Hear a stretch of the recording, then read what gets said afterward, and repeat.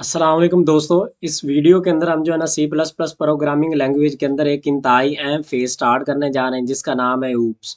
Oops mean object oriented programming. ऐसी programming जो हम ऑब्जेक्ट की बेसिस के ऊपर करते हैं। तो जो ऑब्जेक्ट ओरिएंटेड प्रोग्रामिंग है ना, इसके चार पिलर्स होते हैं: इनहेरिटेंस, पॉलीमॉर्फिज्म, इनकैप्सुलेशन और एब्स्ट्रैक्शन। हम सबको वन बाय वन जो है ना वो देखेंगे, और हमारे जितनी भी मॉडर्न प्रोग्रामिंग लैंग्वेज है लाइक जावा, पाइथन, डार्ट, इन सब के अंदर जो है ना ऊप्स का कंसेप्ट जो है ना इसको यूज़ किया जाता है, जो कि इंतहाई अहम है। तो हम सबसे पहले जो है ना इस वीडियो के अंदर जो है ना थोड़ा सा इंट्रो फोर जो पिलर्स है ना उनके बारे में थोड़ा सा जानते हैं, और साथ में जो है ना इस वीडियो के अंदर हम क्लास और ऑब्जेक्ट के बारे में सीखेंगे, और एक हमारा जो है ना क्लास क्रिएट करेंगे, किस तरह हम यूज़र से भी इनपुट लेंगे और खुद भी डाटा उसको प्रोवाइड करके ना जो है प्रोग्राम उसको रन करेंगे। तो सबसे पहले इनहेरिटेंस। इनहेरिटेंस जो होता है ना, इसके अंदर हम जो है ना हमारी एक क्लास को दूसरी क्लास से इनहेरिट किया जाता है। इनहेरिट करने का मकसद ये होता है कि हम कोड को जो है ना वो रीयूजेबल कर सकें। और जो इसके साथ होता है एब्स्ट्रैक्शन। एब्स्ट्रैक्शन के अंदर जो है ना हमारे पास कम्प्लेक्स जो है ना वो डिटेल होती है, लेकिन हम यूज़र को सिर्फ उतनी डिटेल प्रोवाइड करते हैं जितनी उसको ज़रूरत होती है, रेलिवेंट डिटेल प्रोवाइड करना एब्स्ट्रैक्शन के अंदर। पॉलीमॉर्फिज्म। पॉलीमॉर्फिज्म के अंदर जो है ना हम डिफरेंट मेथड और फंक्शन को डिक्लेयर करते हैं, और इनको जो है ना डिफरेंट फॉर्म के अंदर जो है ना वो इस्तेमाल करते हैं। और इस जो है ना अचीवमेंट को यूज़ करने के लिए हम फंक्शन ओवरराइडिंग और फंक्शन ओवरलोडिंग के जरिए इस मेथड को जो है ना वो एक्सेस किया जाता है। इसके साथ इनकैप्सुलेशन। इनकैप्सुलेशन के अंदर जो है ना हमारा जितना भी डाटा होता है ना उसको एक क्लास के अंदर बंद किया किया जाता है, और ये हमारी जो है ना एक्सटर्नल एक्सेस उसको प्रोटेक्ट करता है।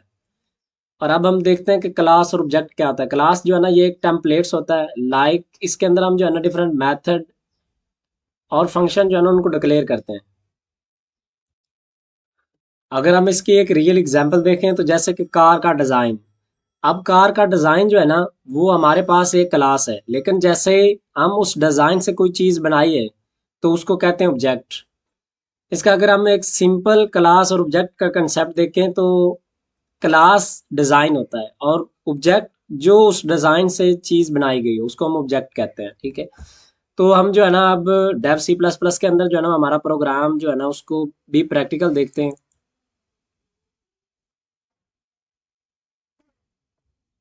तो मैं इसके लिए जो है ना वो Dev C plus plus use कर रहा हूँ। तो आप जो है ना कोई और भी अगर सॉफ्टवेयर यूज़ करना चाहें तो वो कोई प्रॉब्लम नहीं, आप कर सकते हैं।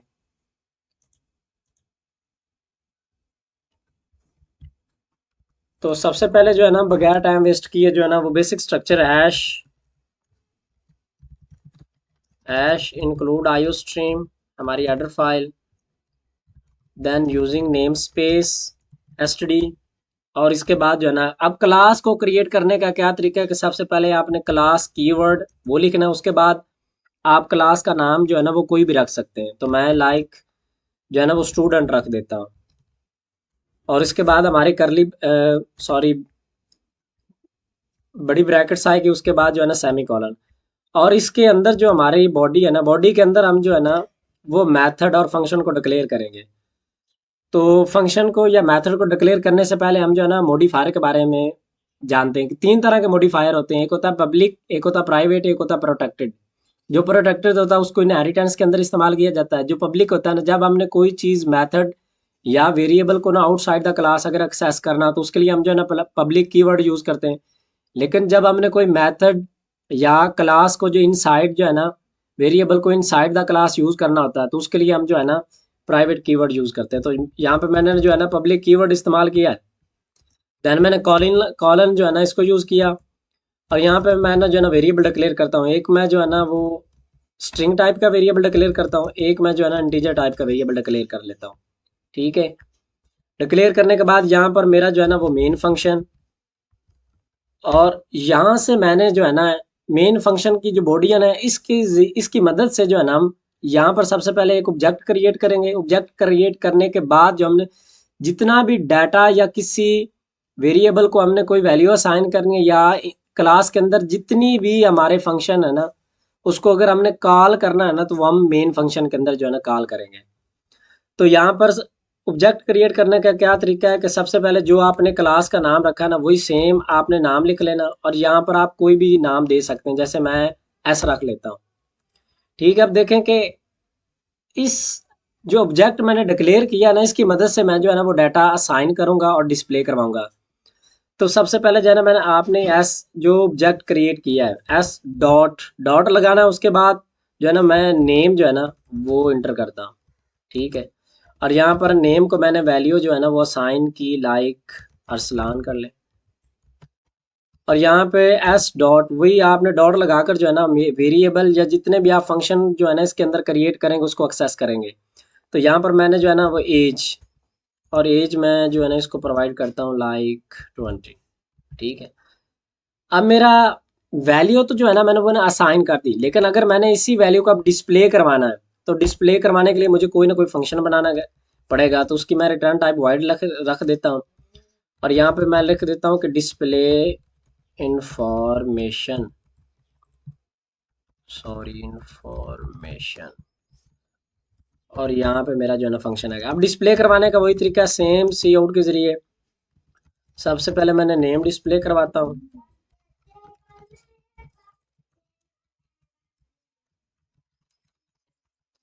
और इसी तरह जो है ना मैं एज वो भी डिस्प्ले करवा लेता हूँ।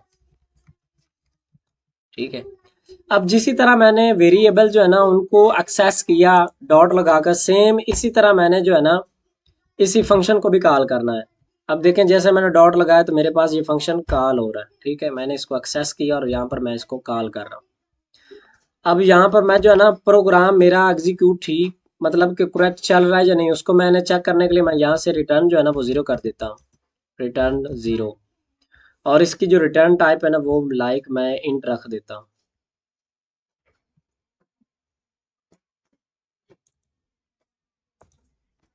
और यहाँ पे अब जो है ना मैं इस प्रोग्राम को जो है ना वो एग्जीक्यूट करता हूँ। जैसे ही हमारे ये वैल्यू डिस्प्ले हो गए ना तो इसके बाद हम यूजर से किस तरह इनपुट लेंगे ना सेम इसी प्रोग्राम के अंदर वो भी देखेंगे।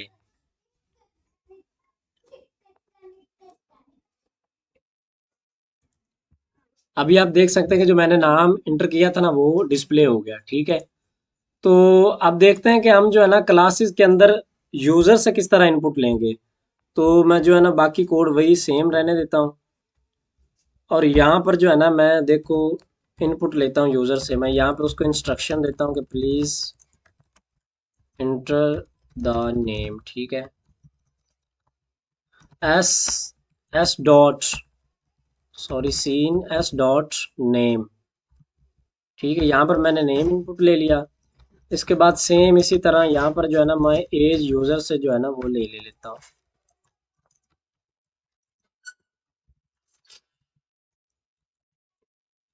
एज। ठीक है, सॉरी सीन। अब इसको जो है ना मैं वो एग्जीक्यूट करता हूँ और देखता हूँ कि हमारा जो है ना वो क्या जवाब आता है। अब सबसे पहले जो है ना वो मुझसे नेम का जो है ना वो इनपुट ले रहा है, मांग रहा है। तो मैं यहाँ पे ना प्रोवाइड कर देता हूँ शानी। ठीक है, और एज में जो है ना 40। अब देखो मेरा जो नेम और एज है ना वो डिस्प्ले हो गई। तो इस वीडियो के अंदर हम जो है ना सबसे पहले ऑब्जेक्ट ओरिएंटेड प्रोग्रामिंग लैंग्वेज के बारे में सीखा, वो क्या होता है। ठीक है, उसके 4 पिलर्स होते हैं उनके बारे में थोड़ा सा जाना। देन हमने क्लास और ऑब्जेक्ट के बारे में सीखा।